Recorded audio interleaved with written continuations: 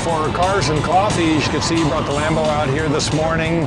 Ryan showed up in his GT500, but when I rolled in this morning, I saw this. And if you know anything about cars, you know that it's a rare day when you see a Buick Grand National.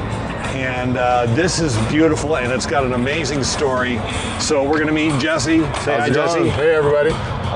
So, buddy, tell us what you got here. Yeah, so 1987 Buick Grand National, all stock, all original, 36,000 miles, original paint, original, I mean, everything to the T is original except for the upgraded rims and tires. Yeah.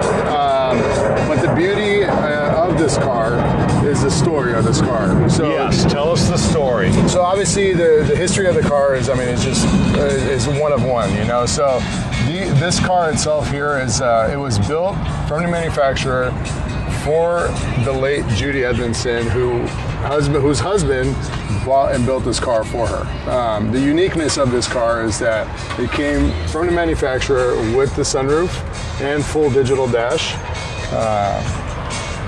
And also has a signature emblem on the passenger side. Oh, we'll go over and look at that in a second. And the first thing you notice when you look at this interior is it's flawless. Yeah. You said 36,000 original miles? 36,000 original miles. Okay, let's pick up the story with the dash plaque so over the here. dash plaque from manufacturer, and this is something that you just got to see.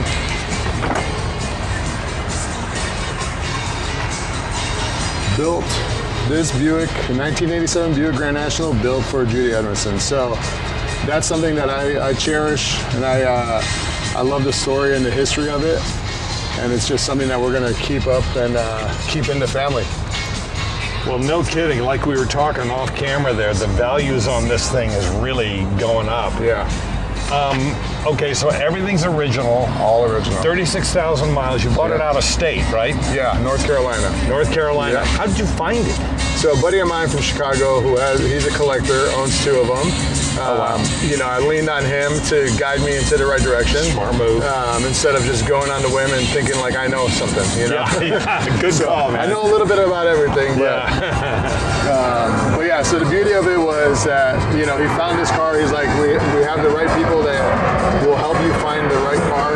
Yeah. And sure enough, the same day that I was looking, this came to our lap. So it took about 2-3 months to finally get to Vegas. But yeah, this thing is home, and we're excited to have it. You live here in town? I do. Nice, then we'll see you around. Yes, you will. Yes, Let's talk about what's under the hood. Yeah. What can you tell me about this beautiful motor? So, all original 3.8 turbo, and this was the Ferrari killer. So back in 1987, you know, Richard Clark, who's a huge, if you look him up in North Carolina, he has his own like Grand National plant.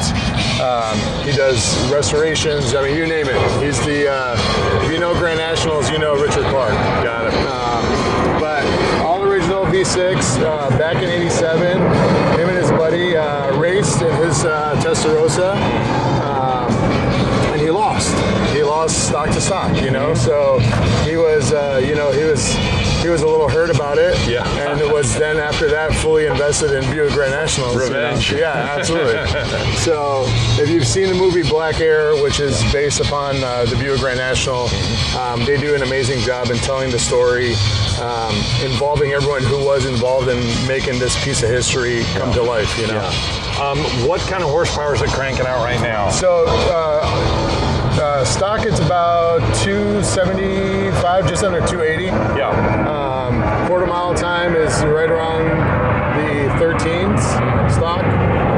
But, you know, for something stock and something this heavy, it moves. And the killer thing is, okay, it's a good-looking car, but it looks like an insurance salesman car. Yeah. Well, these were called the grocery getters. There you go. Yeah. So It's got that kind of overall, you know, Buick LeSabre kind of vibe. You know, who drove Buicks? Yeah, You know? So. exactly. Wow. Now, do you have any other cars in your collection? No, but we're working to it. Okay, but why the Buick Grand National? Oh, this is a childhood dream. Okay, you know, so how did that come to be? So in Chicago, I feel like the Buick Grand National was a very Midwest car. And a lot of my buddies that were near dear to me, very few of them owned them. A lot of them owned Mustangs and your Corvettes. Sure. Yeah. But the ones that owned this was like a rare sight to see, but a beauty to see, right? Right. So that was the really cool part about it was now, as a kid, being a grown-up, owning exactly what I wanted to own, you know? So I've got a list of cars that I will eventually own, but this was number one on the top. Yeah. Yeah. Well, like just cars in general, was there something that kind of got you interested in cars in general to begin with, or? Oh, I love everything about a car. The build out, the classics. I mean, the classics to me are definitely something that is more what's near and dear to my heart. Right. The exotics are super cool. I am a Porsche fan. Yeah. But when it comes to these American muscle and this history, just the drive of them, just everything about it,